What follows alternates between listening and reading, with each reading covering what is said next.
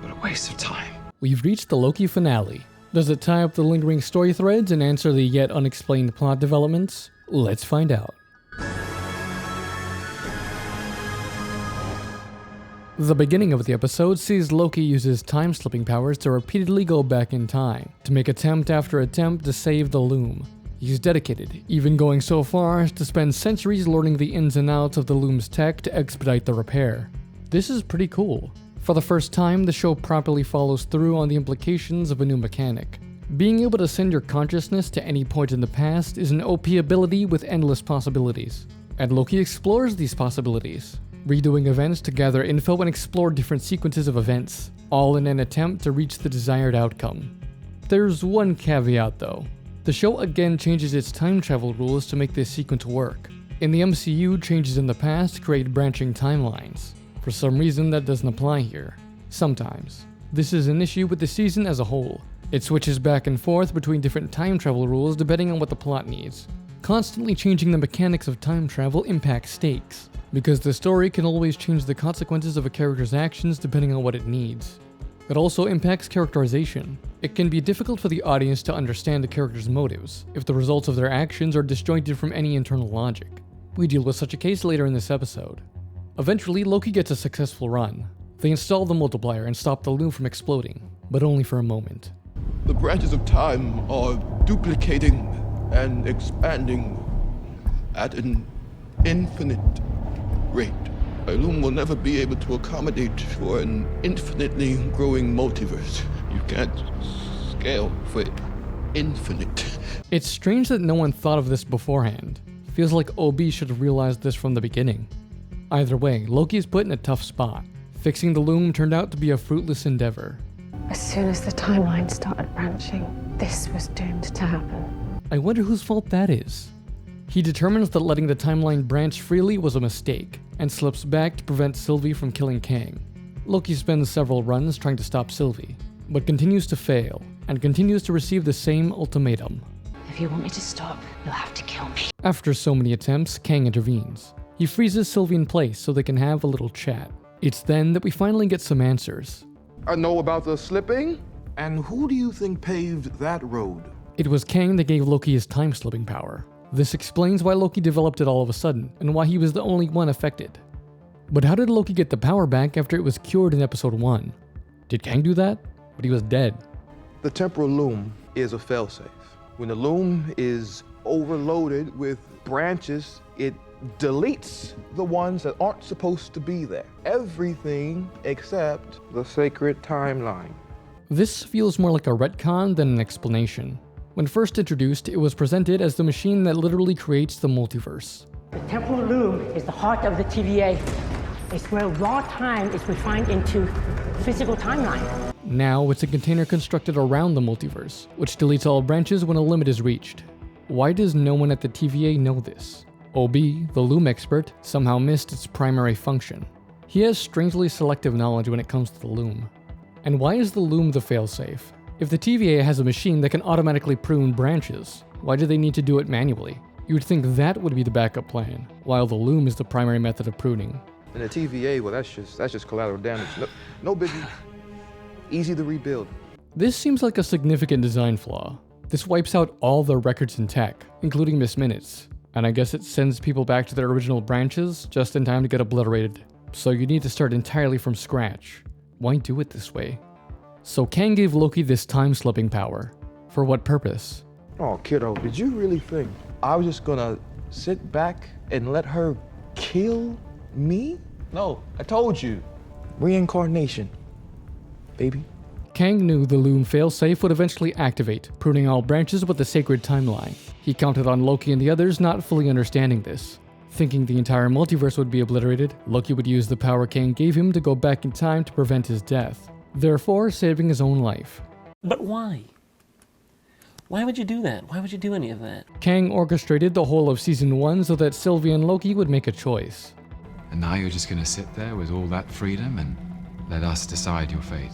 Yes, you either take over and my life's work continues, or you plunge your blade in my chest and an infinite amount of me start another multiversal war, and I just end up right back here anyways. Reincarnation, baby. The implication was that he was totally cool with dying. He was tired and didn't want to keep up the job anyway.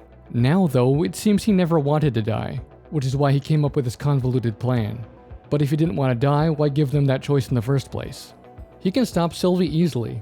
Relying on Loki to eventually travel back and save him was a huge gamble. Remember, he wasn't able to predict the future after a certain point, so he had no idea whether this plan would work.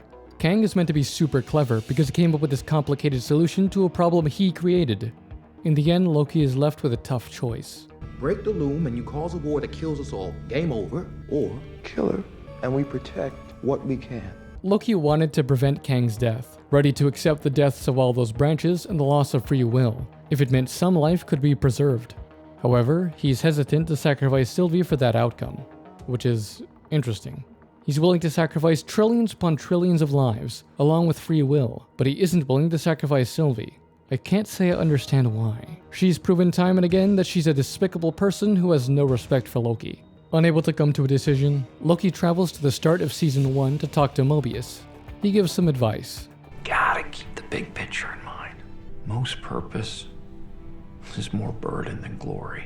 And trust me, you never want to be the guy who avoids it because you can't live with the burden. No, there's no comfort.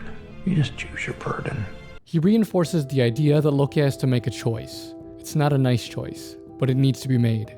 And since he's inclined to prevent the multiversal war, that makes the hard choice killing Sylvie. This conversation is also relevant when considering Loki's arc. Before Loki encountered the TVA, he sought purpose that would bring him glory. But now he's forced to face a harsh truth. The kind of purpose Loki now seeks, one with meaning and which does right by others, comes with a great burden. There is no comfort and little glory. This goes to show his development as a character. His priorities have changed, seeking to help others rather than just himself. But with this new selfless attitude comes new challenges. He has choices to make, choices that affect many lives other than his own. There may be issues with how the show got Loki here, but this is a compelling development nonetheless. Loki time slips to Sylvie next. He freezes the obliteration so they can talk.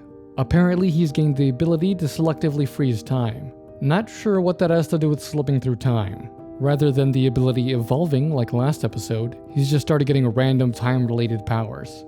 He explains the situation to her, and she says, Do you really want to be the god who takes away everyone's free will so you can protect that? But what good is free will if everyone's dead? And who are you to say we can't die trying? Who are you to decide we can't die fighting? This brings up an interesting question. Would you rather live without free will or die with it? At the moment, Loki is inclined to choose the former, while Sylvie is inclined to choose the latter. Finally, Loki comes to a conclusion. If there's a hope that you can replace that thing with something better. This is a little abrupt. At first, he wants to let Kang continue to reign, but after Sylvie says, I grew up in apocalypses, Loki. I've lived through enough of them to know that sometimes it's okay to destroy something. Loki changes his mind and commits to risking a multiversal war for the sake of free will. This could have used more development. I don't know what about this conversation swayed Loki's opinion. He always knew there was some kind of hope of both freeing the timeline and preventing a multiversal war. He said so himself. My variants are already out there. We'll find them. There's too many. I won't stop. Doesn't matter. Never stopped me before. Can't you see what I'm offering here is mercy? For me or for you? No, I'll find another way. Despite knowing there was hope, he was still inclined to side with Kang. What was it about what Sylvie said that changed his mind? I don't know. Loki goes back to the loom. He walks out onto the gangway, not even bothering with a protective suit. How? He may be a frost giant, but the temporal radiation immediately obliterated Timely. I don't think he can survive this. Loki uses his telekinesis to break apart the loom, freeing all the timelines. The branches are dying. What? Why? The episode retconned the loom from a timeline creator into a timeline pruner, so why are the branches dying after being released? The episode can't decide what the loom is or does. Loki grabs the branches. Then a crack in space opens up. He walks through to the end of time. He sits at Kang's throne and pours his magic into the branches, bringing them back to life? Okay, I have no idea what's happening. Why did the branches start dying? Why did Loki go to the end of time? Why did Loki's magic bring the branches back to life? Why is Loki now sitting at the end of time with all the branches? That makes perfect sense. There's no flaw in that logic. Before the TVA existed, the timelines survived just fine without a loom. So why is all this necessary? This is meant to be the completion of Loki's arc. He takes on a huge burden to fulfill a purpose that lacks the sort of glory he always sought. But as far as we know, this was completely unnecessary, which kinda spoils the payoff. The episode ends with a wrap-up for the other characters. And thus ends Loki. The Season 2 finale sort of ends in the same place as the Season 1 finale. A choice between killing Kang and dealing with a multiversal war, or letting him continue at the cost of free will and countless lives. And again, the same choice is made. When put in that context, it makes me wonder what the point of all this was. Sylvie's a lot better this episode, but she was done dirty in the season as a whole. She became an unbelievably selfish and incompetent character. I mean, she was kinda like this last season, but this season turned it up to 11. Loki spent the whole season cleaning up the mess she made. All the while, she mocked and criticized him.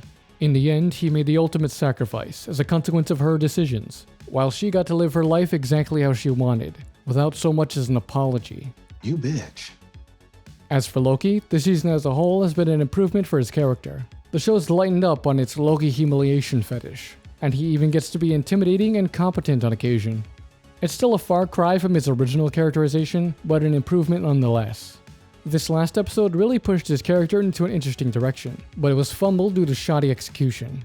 It looks like he's gonna sit at the end of time for all eternity, but I have no clue why.